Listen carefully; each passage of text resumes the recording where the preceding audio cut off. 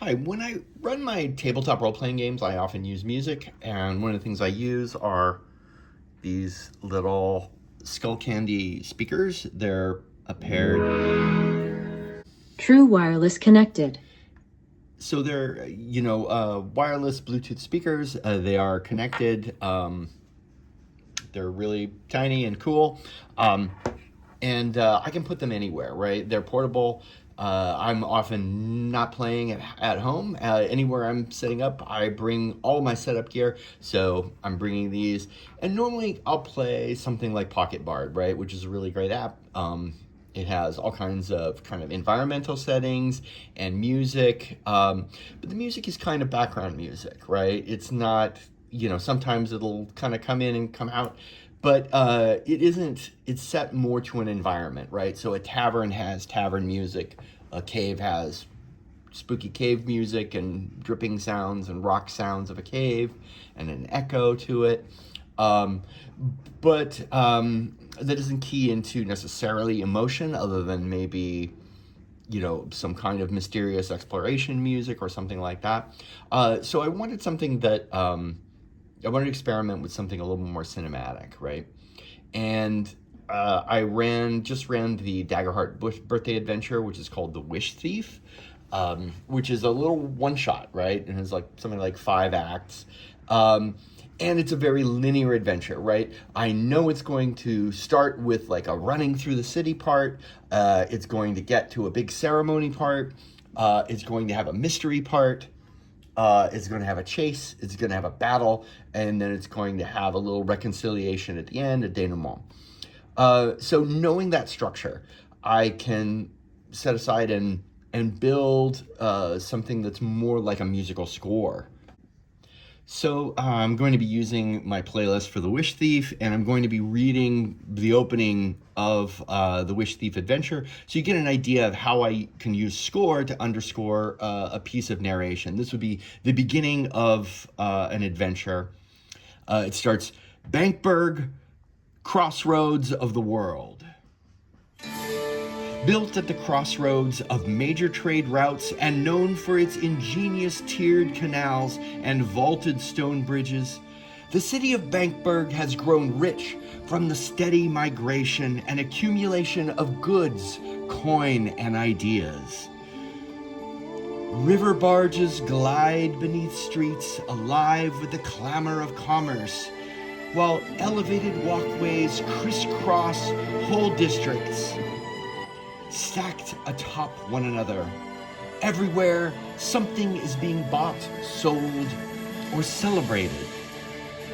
But Bankburg's true strength is its openness. Artisans, nobles, performers, and opportunists from across the world pass through its gates, each bringing something, an ancient tradition, a new discovery, or a valuable secret.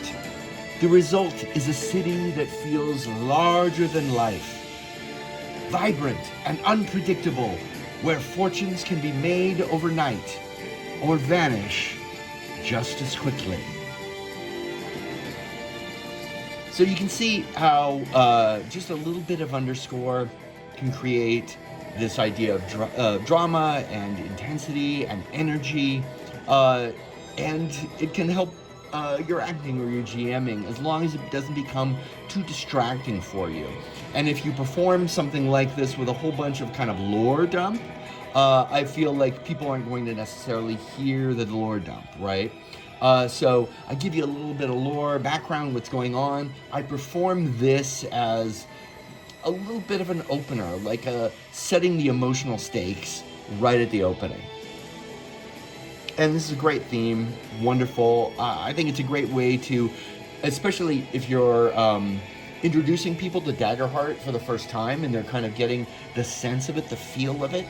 It kind of sets it in an emotional energy to start. I'm gonna hit pause. And so this kind of thing with a playlist is really fun and useful. I'm going to show you the playlist that I created. If you want to follow along with this playlist, use this QR code. I've uploaded this playlist to Apple Music. because I know this is a linear adventure, I know the beats that the story is going to follow. I can set up, here's the playlist, and I can set up the scenes, right? So, for example, obviously I open with the opening narration of the Daggerheart theme, and then I am using a lot of David Arkenstone's fantastic score for the new Dungeons and Dragons actual play that's on YouTube that's called Dungeon Masters. Great show, really fantastic album to download. Just track after fantastic track for playing tabletop role-playing games, Dungeons and Dragons, Daggerheart, whatever else you're playing.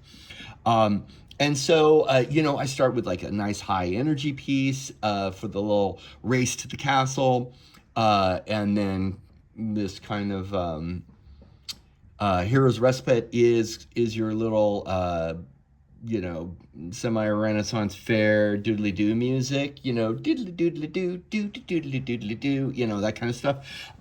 There's like the celebration.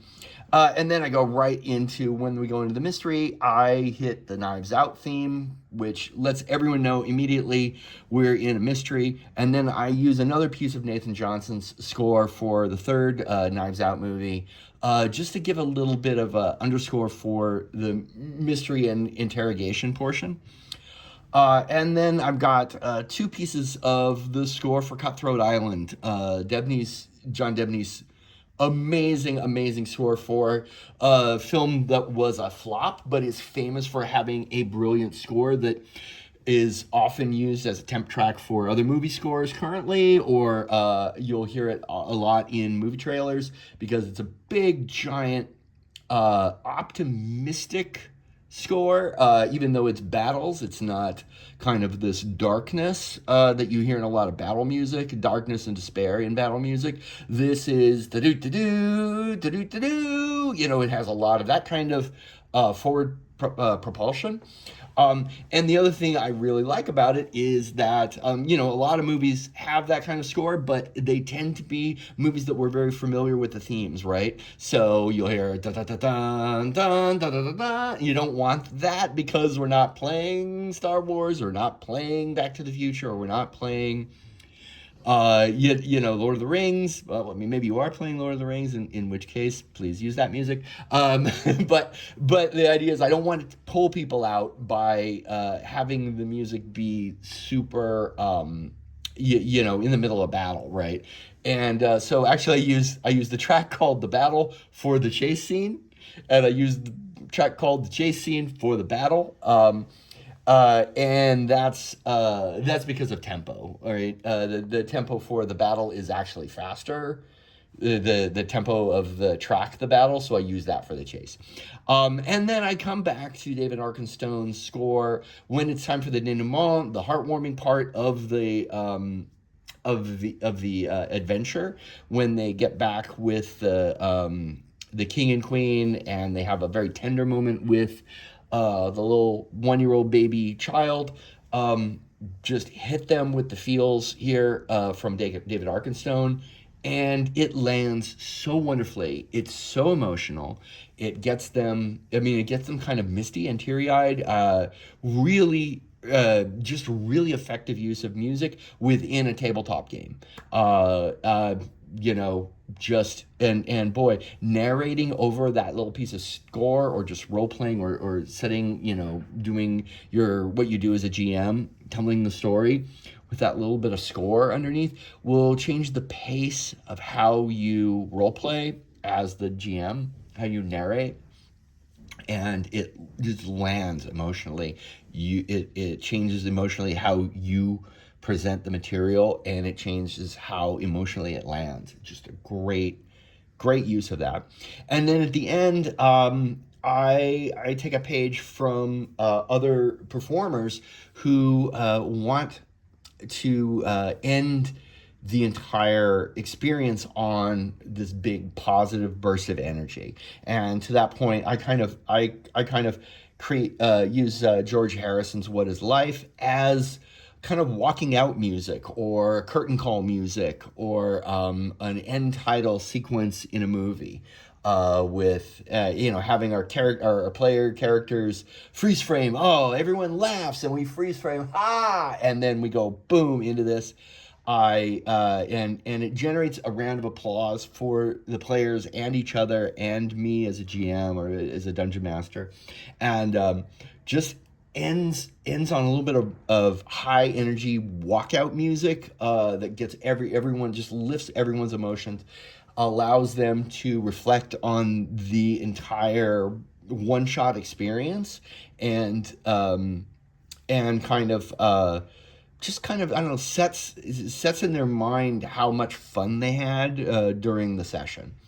So that's me walking through that. Let me show you how I use Apple Music and within the session. So in order for this to work, you have to go into your settings and the settings for Apple Music, and then scroll down to here, because we need to turn on the auto mix for song transitions, right? So here in song transitions, you have to turn on song transitions, and you use auto mix, right? And auto mix will use analysis of the key and the tempo of the music to make kind of a seamless loop, or not really a seamless loop, but very close to a seamless. Normally it's supposed to mix one song into the next song, kind of like a DJ will do. Well, they'll pitch blend it and match the tempo, right? But what we're going to be doing is we're going to be looping music, and so by looping music to itself, what you've done is you've created kind of a seamless loop there, and I'll show you how it works. So I just have this window open, and when I want to cue music, I'm just going to touch the track that I want. And you can see here, we've got a little loop. It's like, this is like shuffle, this is loop. And you want to make sure you go through your loop options here until it's looping just one song. You see how it loop, and then it has the one. That means it's going to loop a single track. And then, like, say I'm going to play the song The Quest Home, and this is great. This is my, hey, you're rushing through the city, you're trying to get, and it's kind of fun, and it's kind of lightweight. It's the beginning of the Wish Thief adventure. It has an optimistic sound to it. Everyone's kind of hurrying, and they're using their abilities to weave their way through the crowd. There's some rolls. I'm having them freeze frame and describe what their character is, how their character is getting maybe past this parade float that's coming by. Oh, we freeze frame. Oh, you see them kind of off balance, but they're doing good, and stuff like that. So I'll use this kind of little jaunty music as our upbeat, but this track is only 3 minutes long. This scene that we're playing is going to last. This little B section is really fun. Has a little heart to it. It's really nice. You want this to loop, right? So let me show you with this loop point how that's going to work. So as we get to the end of this track, you'll notice it's going to kind of loop and crossfade onto itself, and we'll listen to that, how that goes.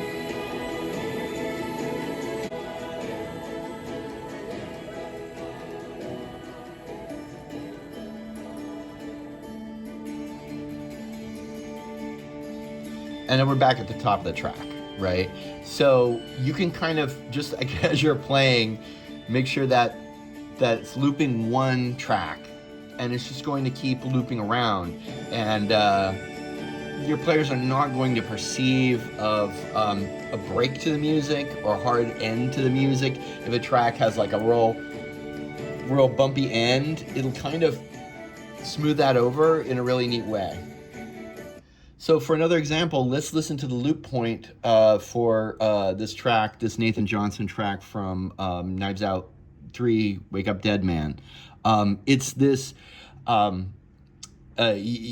piece of a lot of percussive strings So it doesn't necessarily flow as like a song. It's kind of a sonic texture.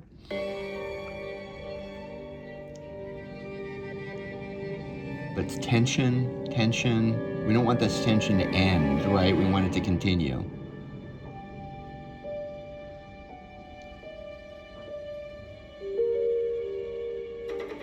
Mixing. This is the beginning we're hearing again within it. And we're back at the top of the track. It never ends. It's so useful. So another track that works really well, again, is the battle. And again, so I'm looking for music that has a point of view, right? There's a lot of music out there where you're like, oh, it's like the city, and this is the sound of the city, or something like that. And that kind of thing works really well, but it's not, when I'm making an artistic choice, I like to say, I want to make an opinionated choice. I want to make a choice that has a point of view. And so, for example, I'm using the battle here for our chase sequence because it's a little bit more high tempo. But again, it has this this point of view to it. We start with a little musical sting there, some danger.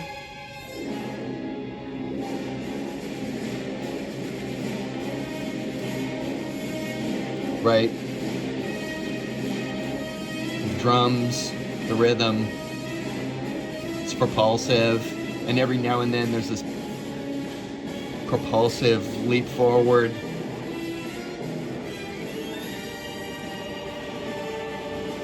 Chorale work, voice work, triumphant horns.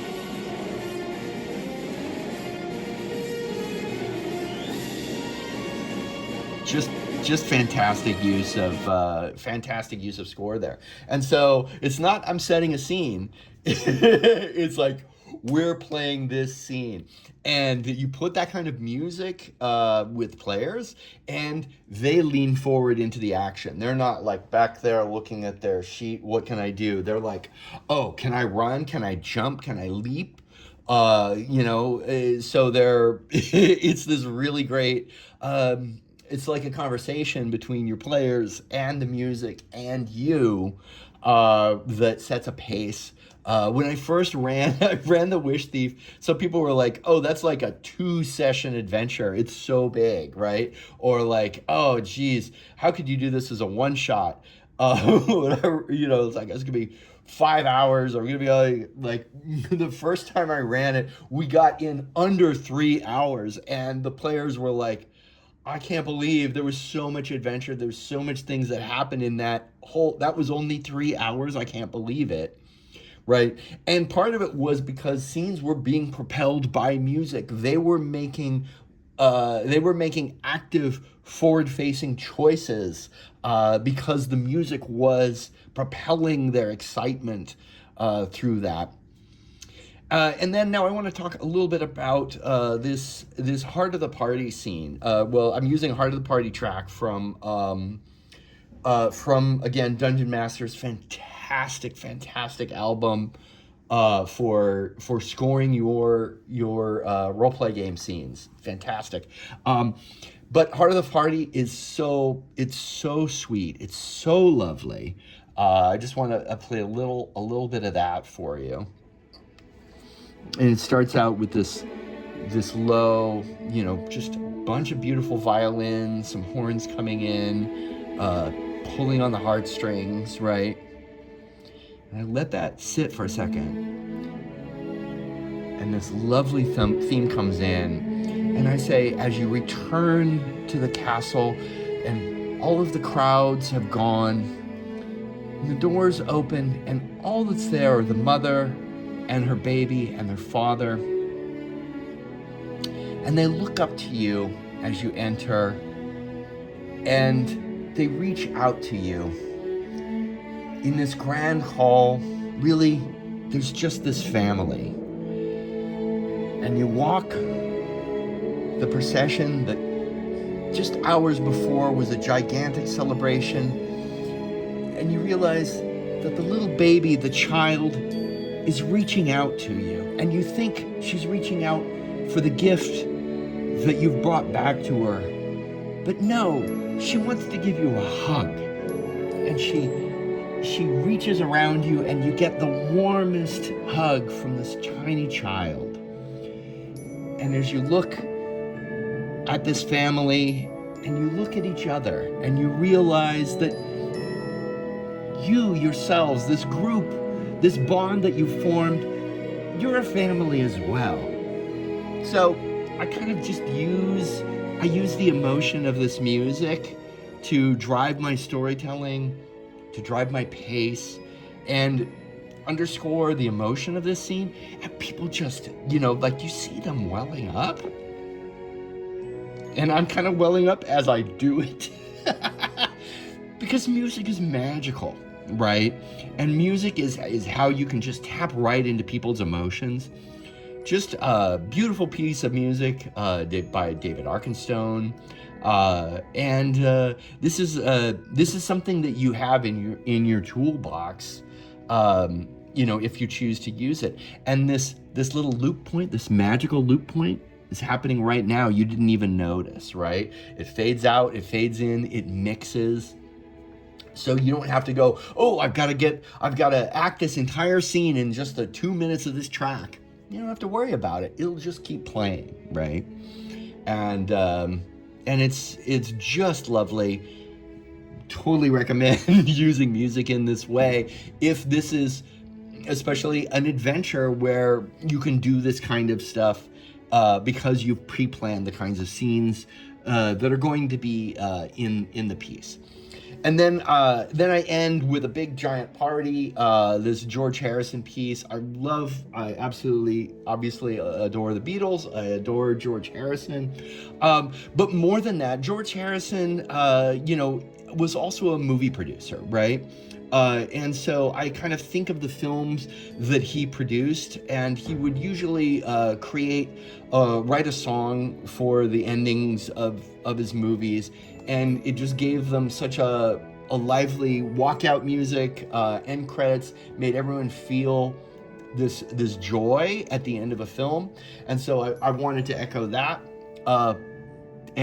So I give a high energy walkout music using What Is Life. I go, ladies and gentlemen, you've saved the day. You've brought back the gift that was stolen.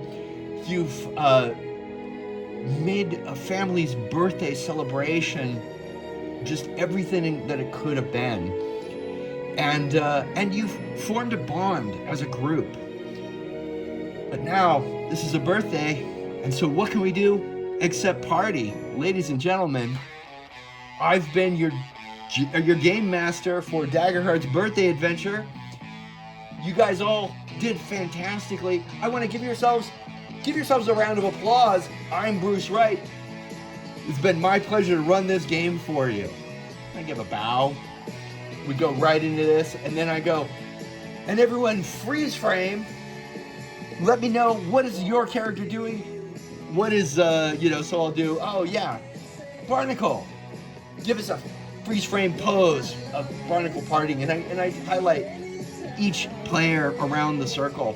And boy, they're just like, they're having so much fun. This piece of music just lifts everyone up.